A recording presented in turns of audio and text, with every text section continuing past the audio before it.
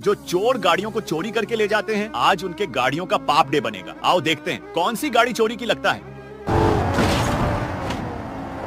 यही गाड़ी चोरी की है, लेकिन उसे देखने से पहले। बेटा, मुझे देखकर इग्नोर मत करना।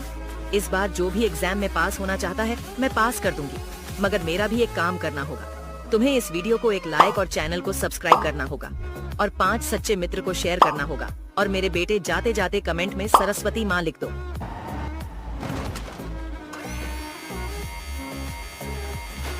और इसका तो पापड़ी बन गया।